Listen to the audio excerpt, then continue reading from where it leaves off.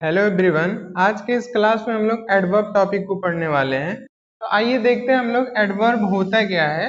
देखिए, एडवर्ब को जो हिंदी में कहा जाता है क्रिया विशेषण, और इसका जो डिफिनेशन होता है वो कह रहा है कि an adverb is a word used with a verb an adjective और another adverb to add something to its meaning. मतलब लोग हिंदी में परिभाषा की बात करें तो यहाँ पे मैं लिख देता हूं कि क्रिया विशेषण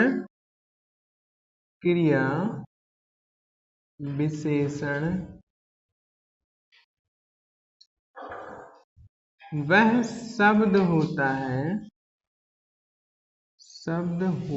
है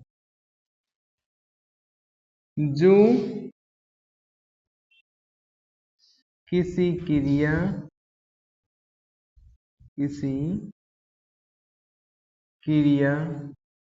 विशेषण या किसी अन्य क्रिया विशेषण की विशेषता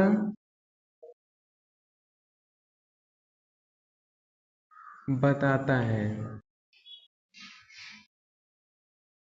अब ध्यान देने वाली बातें बस इतनी सी हैं इसमें कि ये जो आपका क्रिया विशेषण है ये आपका जो है क्रिया विशेषण और किसी दूसरे क्रिया विशेषण की विशेषता बताएगा। इतने से बस आप अगर 3 वर्ड्स को याद रखते हैं तो आसानी से आप परिभाषा को बना सकते हैं। आपको कोई भी परेशानी का सामना यहाँ पे नहीं करना पड़ेगा। बस अगर आप ध्यान से यहाँ पे इसको समझ के पढ़ रहे हैं तो आइए आगे हम देखते हैं कि इसका जो टाइप होता है वो कितने टाइप के होते हैं। तो यहाँ पे दिया है काइंड्स ऑफ एडवर्ब, यानी कि इसको हिंदी में कहा जाता है क्रिया विशेषण के प्रकार।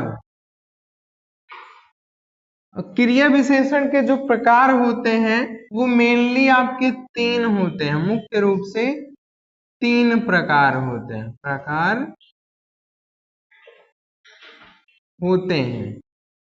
जो आपका क्रिया विशेषण होता है ये मुख्य रूप से 3 प्रकार होता है। और यहाँ पे देखिए कह रहा है कि there are 3 kinds of adverb, यानी कि ये जो एडवर्ब होता है वो 3 प्रकार का होता है। तो आइए जानते हैं वो कौन कौन से हैं। पहला है सिंपल एडवर्ब, दूसरा इंट्रोगेटिव एडवर्ब, तीसरा रिलेटिव एडवर्ब। आपका 3 एडवर्ब होता है, सिंपल एडवर्ब, इसके बाद इंट्रोगेटिव एडवर्ब और फिर इसके बाद रिलेटिव एडवर्ब। 3 एडवर्ब हैं। इसमें हम लोग पहले एडवर्ब को देखते हैं। पहला एडवर्ब जो हम लोगों का है वो है सिंपल एडवर्ब, यानी कि सरल क्रिया विशेषण। अब देखना यहाँ पे ये है कि सरल क्रिया विशेषण के भी प्रकार होते हैं या नहीं। तो यहाँ पे कह रहा है कि सरल क्रिया विशेषण जो होते हैं वो 6 प्रकार के होते हैं। अभी हमने अगर क्रिया विशेषण की बात हम करते हैं तो हमने अभी देखा कि क्रिया विशेषण 3 ही प्रकार का होता है, 3 काइंड्स, यानी कि 3 प्रकार का होता है। जबकि अभी इसके काइंड में हम देख रहे हैं फर्स्ट काइंड में, तो फर्स्ट काइंड में हमको मिल रहे हैं 6 काइंड, यानी कि पहले प्रकार में ही हमको 6 प्रकार यहाँ देखने को मिल रहे हैं। तो आइए देखते हैं कि सिंपल एडवर्ब के जो 6 प्रकार होते हैं वो कौन कौन से हैं। पहला आपका देखिए यहाँ पे है एडवर्ब शोइंग टाइम, यानी कि समय सूचक क्रिया विशेषण। देखिए समय सूचक क्रिया विशेषण की परिभाषा क्या होती है, जो शब्द समय का बोध कराते हैं उसे समय सूचक क्रिया विशेषण कहते हैं। बस इतना ही आप ध्यान रखिएगा कि ऐसे शब्द जो समय का बोध कराते हो उन्हें समय सूचक क्रिया विशेषण कहा जाएगा। जैसे यहाँ एग्जाम्पल देखिए, एग्जाम्पल में कह रहा है कि I have seen the Taj before, यहाँ पे देखिए समय जो है बिफोर से दर्शाया जा रहा है, इसलिए बिफोर जो होगा वो एडवर्ब शोइंग टाइम होगा, क्योंकि यहाँ पे कह रहा है कि I have seen the Taj before, मैंने ताज को पहले देखा है। तो यहाँ पे पहले किसी समय में जो है ये ताज को देखा रहा होगा, इसलिए कह रहा है कि मैंने ताज को पहले देखा है। अगले पे हम लोग बढ़ते, कह रहे हैं ही केम हियर एस्टरडे। एस्टरडे जो है ये दिखा रहा है समय को, आज हो गया, कल हो गया ना, या फिर और भी जैसे मंथ हो गए, डेज हो गए, ईयर्स हो गए, ये सब के सब आपके जो है समय को दर्शाते हैं। इसलिए यहाँ पे जो एस्टरडे है, एस्टरडे आपका यहाँ पे हो जाता है एडवर्ब शोइंग टाइम, क्योंकि ये एस्टरडे आपका समय दिखा रहा है। नेक्स्ट पे बढ़ते हैं, कह रहा है कि यू कैन गो नाउ, तुम अभी जा सकते हो, तुम अभी जा सकते हो। तो यहाँ जो नाउ है ये समय को दिखा रहा है, क्योंकि कह रहा है कि तुम अभी जा सकते हो, इसी समय। अभी को हम थोड़ा सा समझने के लिए कह सकते हैं कि तुम इसी समय जा सकते हो, है ना।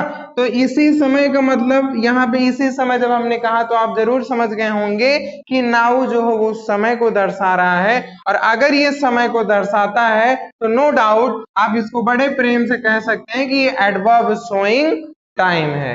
बढ़ते हैं सेकंड काइंड पे। सेकंड काइंड कह रहा है एडवर्ब शोइंग प्लेस, यानी कि स्थान सूचक क्रिया विशेषण। स्थान सूचक क्रिया विशेषण में क्या कह रहा है कि जो शब्द स्थान तथा दिशा, दो चीजों का ध्यान देना है, स्थान और दिशा। हम सिर्फ इसमें स्थान को लेके नहीं चलेंगे, हमें दो चीजों को पकड़ के रखना है, एक तो स्थान और दूसरा दिशा। दो चीज को अगर हम पकड़ के रखते हैं तो इसकी परिभाषा हमसे कहीं दूर नहीं है, हमारे इर्द गिर्द में ही भटकेगी। जैसे देखिए कह रहा है कि जो शब्द स्थान तथा दिशा का बोध कराते हैं उन्हें स्थान सूचक क्रिया विशेषण कहते हैं। आइए देखते हैं एग्जाम्पल इसका। कह रहा है कि he went there, he went there. यहाँ पे ध्यान दीजिएगा आप लोग, ये देयर मतलब होता है वहां। अब देखिए यहाँ जो देयर शब्द है ये किस चीज को दर्शा रहा है, ये दर्शा रहा है कि कोई व्यक्ति कहीं पे गया है, ठीक है। अब जब गया है तो वो स्थान से ही या फिर दिशा से होके गया होगा, किसी स्थान पे गया होगा और किसी दिशा से गया होगा। आप थोड़ा सा समझिए, अगर आप कहीं पे जा रहे हैं, किसी स्थान पे जा रहे हैं, तो पहले तो आप उस स्थान को निर्धारित करेंगे, इसके बाद आप दिशा को निर्धारित करेंगे कि आपको किन किन दिशा से होके जाना है। तो आपको स्थान भी वहां पे मिलेगा, दिशा भी मिलेगा। तो इसलिए यहाँ पे जो देयर शब्द है वो आपका एडवर्ब शोइंग प्लेस हो जाता है। नेक्स्ट में बात करते हैं कि द बॉय केम इन। ध्यान से समझिएगा, कह रहा है कि द बॉय केम इन, लड़का अंदर आया। अब ध्यान दीजिएगा यहाँ पे इन किस प्रकार से जो है स्थान सूचक क्रिया विशेषण हो रहा है। इन अंदर आया है ना, अंदर आने का मतलब एक स्थान है। मान लेते हैं कमरे की बात करते हैं तो कमरा एक स्थान पे ही है, ठीक है।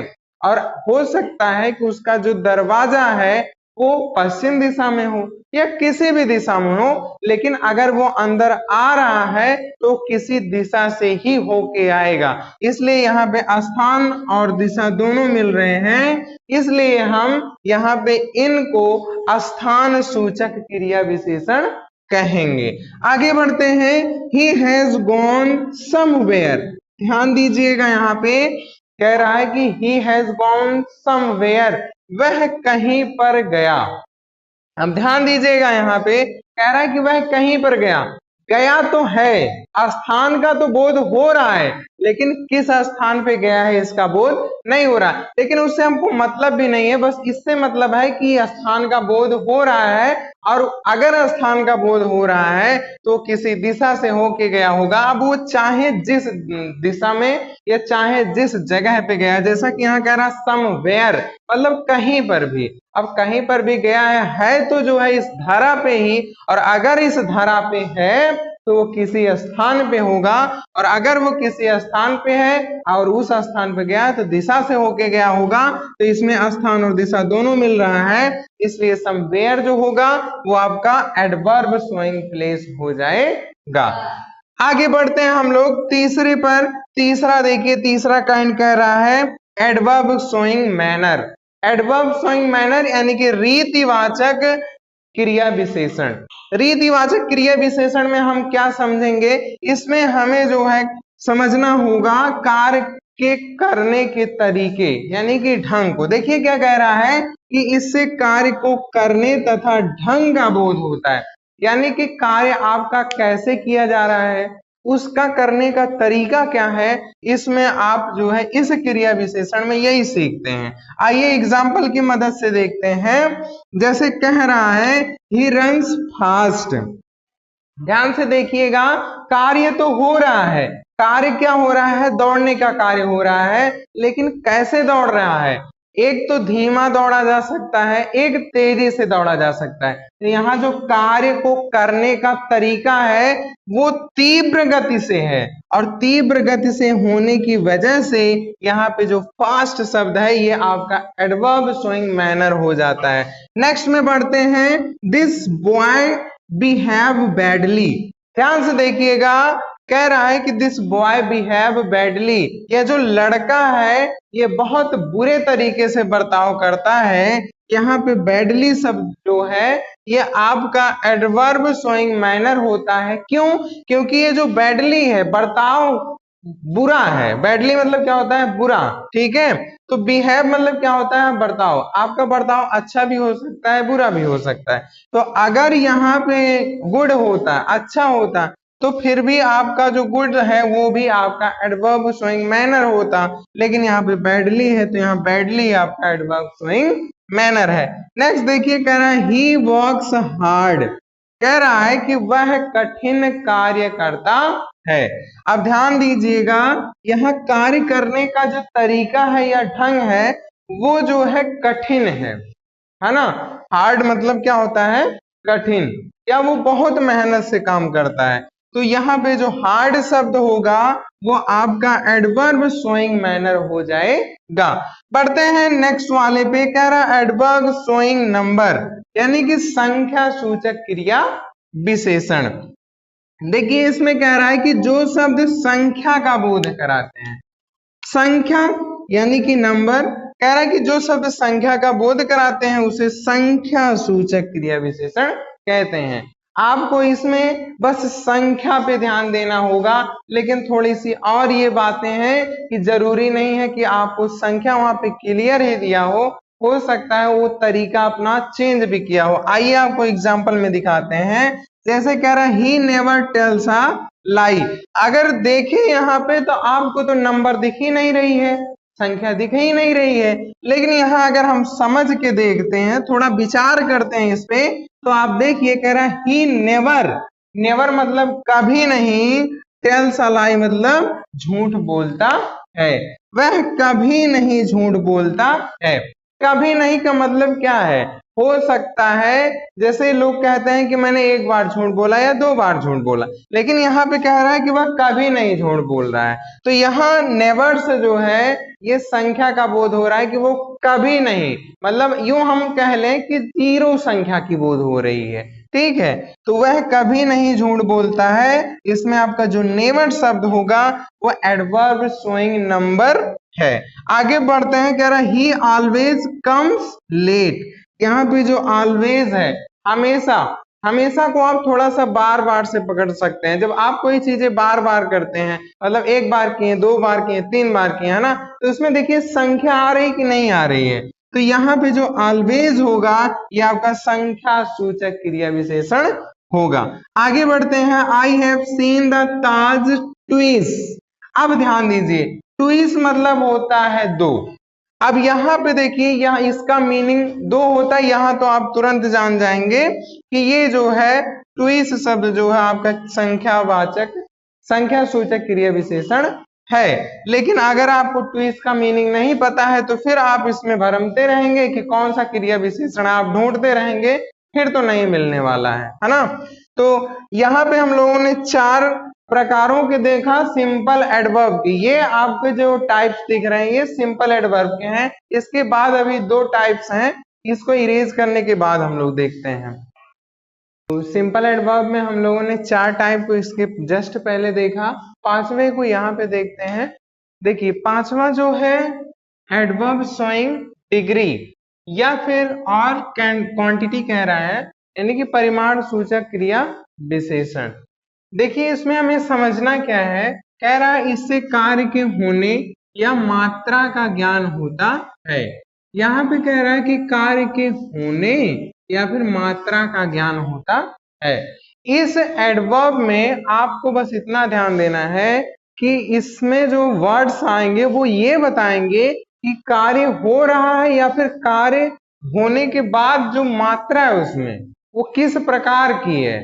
इसमें ये आपको पता चलेगा कि कार्य कैसे हो रहा है, उसकी मात्रा क्या है। देखिए ऐसे तो आप नहीं समझ पाएंगे। एग्जाम्पल देखिए, जैसे कह रहा है the milk is very hot. ध्यान से समझिएगा, the milk is very hot. अब देखिए मिल्क जो दूध है वो कोई मात्रा में होगा, ठीक है। जैसे अगर कप में रखा हुआ है तो उसकी कोई मात्रा होगी, और वो जो है वो कैसा है, हॉट है, यानी कि गर्म है। वो दूध क्या है, वो गर्म है, ठीक है। तो यहाँ पे जो हॉट हो जाएगा ये आपका एडवर्ब शोइंग डिग्री या फिर क्वांटिटी हो जाएगी, ठीक है। आगे देखिए, कह रहा था old man had enough money. कह रहा है कि बूढ़े व्यक्ति के पास पर्याप्त मात्रा में जो है धन है उसके पास। तो ये जो पर्याप्त मात्रा है ये आपके मात्रा को दिखा रहा है, इसलिए ये आपका हो जाएगा एडवर्ब शोइंग डिग्री या फिर क्वांटिटी। आगे कह रहा है he is too weak to pass. वह एग्जाम को पास करने के लिए अभी कमजोर है, ठीक। तो यहाँ पे जो टू है ये आपका एडवर्ब शोइंग डिग्री हो जाएगा। आगे देखिए एडवर्ब शोइंग अफर्मेशन और निगेशन। यहाँ पे देखिए कह रहा है कि निषेधात्मक क्रिया विशेषण। इसमें आप स्वीकारात्मक एवं निषेधात्मक क्रिया विशेषण इसे भी कह सकते हैं। जैसे देखिए कह रहा है स्वीकारात्मक व नकारात्मक। स्वीकारात्मक व नकारात्मक भाव को प्रकट करने वाले शब्दों को निषेधात्मक क्रिया विशेषण कहते हैं। इसमें देखिए आपको 2 चीजों के बारे में पता चलेगा। पहले तो आपको स्वीकारात्मक वाक्य के बारे में, और दूसरा जो है वो नकारात्मक वाक्य के बारे में थोड़ा सा यहाँ पे पता चलेगा। वाक्य ना कह के अगर हम लोग भाव कहें तो ज्यादा बेहतर होगा, क्योंकि वाक्य पूरे को हम लोग कहते हैं और यहाँ पे हम लोग भाव की बात करेंगे जो इंडिविजुअल एक वर्ड्स को लेके चलेगा। आइए देखते हैं। जैसे कह रहा है कि एस ही इज इल। कह रहा है कि एस ही इज इल, हाँ वह बीमार है। अब देखिए हाँ शब्द जो है, हाँ शब्द जो है ये आपका हो जाता है अफर्मेशन। ये जो कह रहा है एडवर्ब शोइंग अफर्मेशन, ये अभी निगेशन नहीं होगा इसमें। ये थोड़ा सा आप ध्यान दीजिएगा, इसमें 2 हेडिंग्स को एक में मैंने करके किया है, आपको कहीं कहीं पे ये अलग अलग भी दिख सकता है। तो देखिए ये आपका जो है एस शब्द है, ये एडवर्ब शोइंग अफर्मेशन है। आगे देखिए कह रहा रियली यू आर ग्रेट।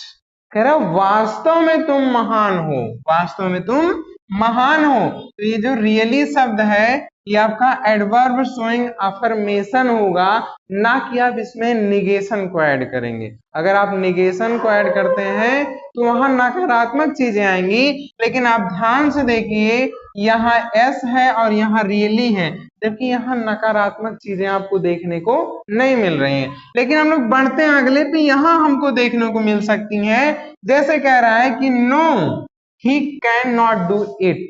नहीं वह इसे नहीं कर सकता है। तो यहाँ पे देखिए आ गया है नो, और नो मतलब होता है नहीं, और जब नहीं चीजें आ गई हैं तो ये आपको नकारात्मक भाव को दिखा रहा है। इसलिए यहाँ पे जो नो होगा वो आपका एडवर्ब शोइंग निगेशन होगा। आप अफर्मेशन को यहाँ स्किप करके रखेंगे, उसको नहीं इसमें पढ़ेंगे, ठीक है। आगे देखिए दे डू नॉट नो मी। वह मुझे नहीं जानता है। तो कह रहा है कि सॉरी वे मुझे नहीं जानते हैं।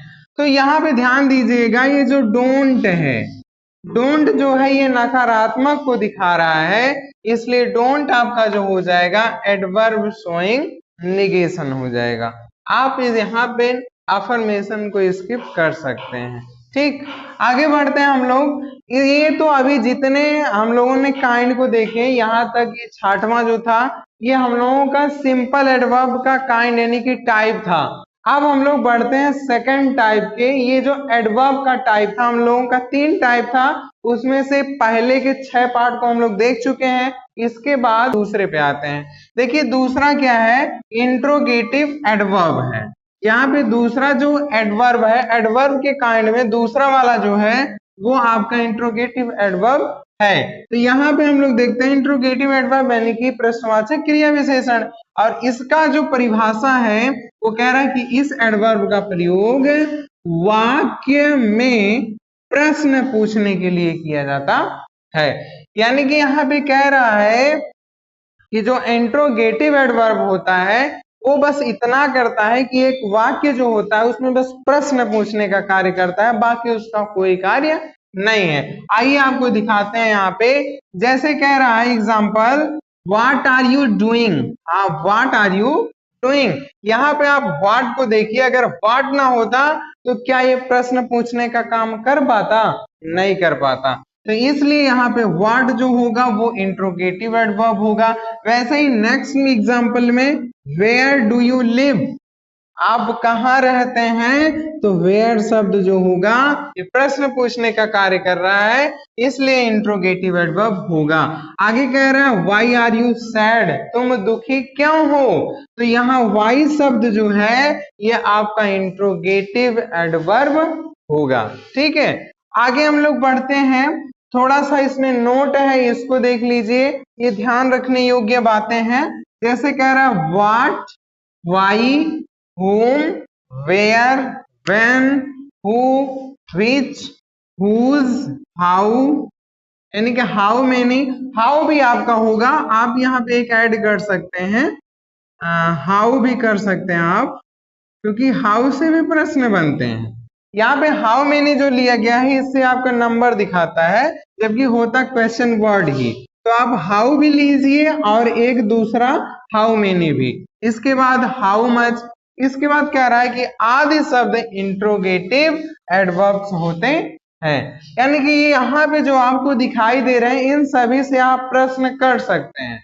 आपका जिस प्रकार का वाक्य होगा उसके अकॉर्डिंग आप इन सभी को यूज करेंगे और वो जो है प्रश्न पूछने का काम करेंगे। तो ये इतनी बातें आपको ध्यान रखनी है। बढ़ते हम लोग तीसरे काइंड पे। तो आइए तीसरा काइंड हम लोग देखते हैं। इसका जो तीसरा काइंड है वो रिलेटिव एडवर्ब्स हैं, यानी कि संबंधवाचक क्रिया विशेषण।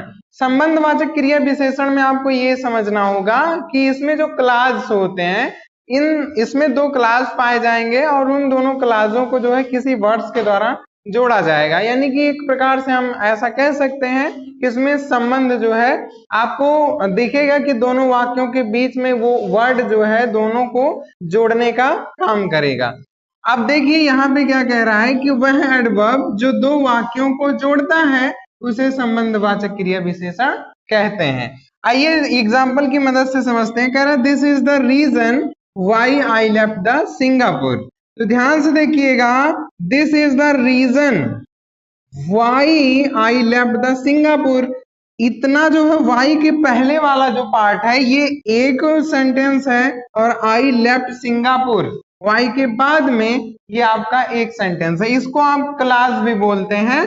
तो इन दोनों को पहले और बाद वाले दोनों क्लास को जो है वाई जोड़ रहा है और ये जोड़ने की वजह से ये दोनों जो है आपस में एक हो जा रहे हैं और जो है ये वाई आपका यहाँ पे रिलेटिव एडवर्ब्स बन जाता है, क्योंकि यही जो है दोनों में संबंध प्रकट कराने का काम कर रहा है। आगे बढ़ते हैं। This is the place where Pushpa live.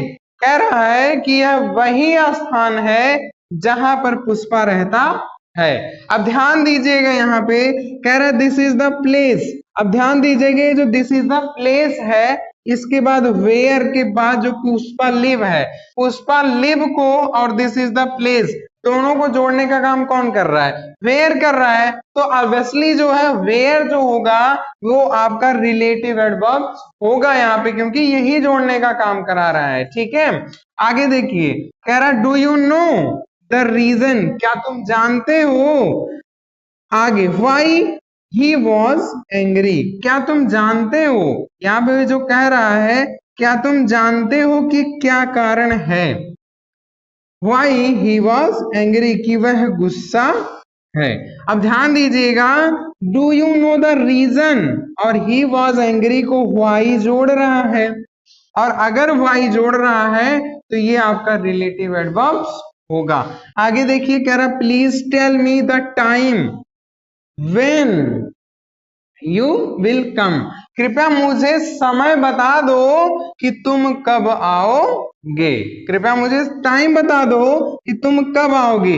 ये जो व्हेन है ना, ये आपको दोनों ये जो वर्ड्स हैं, सॉरी जो सेंटेंस है, इन दोनों को जोड़ने का काम कर रहा है, इसलिए व्हेन जो होगा ये आपका रिलेटिव एडवर्ब होगा।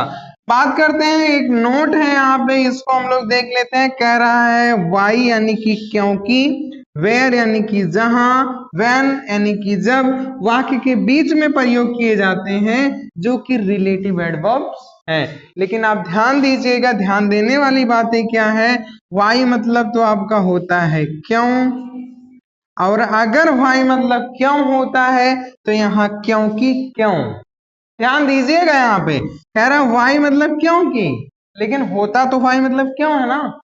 प्रश्नवाचक वाक्य में आप अगर देखें तो वाई मतलब क्यों होता है, जबकि वेयर मतलब कहां होता है, लेकिन यहां दिया है जहां। फिर देखिए, व्हेन मतलब जब, यहां जब का तो जब ही रख दिया है, मैटर क्या है। तो आइए समझाते हैं आपको, ये ध्यान दीजिएगा, यहाँ बीच की बात किया, यहाँ पे देखिए, यहाँ कह रहा है कि जब बीच में आएंगे तो इसका मतलब क्यों नहीं बल्कि क्योंकि होगा, और यहाँ वेयर का मतलब कहाँ नहीं, जहां होगा, और व्हेन का जब है तो जब ही होगा।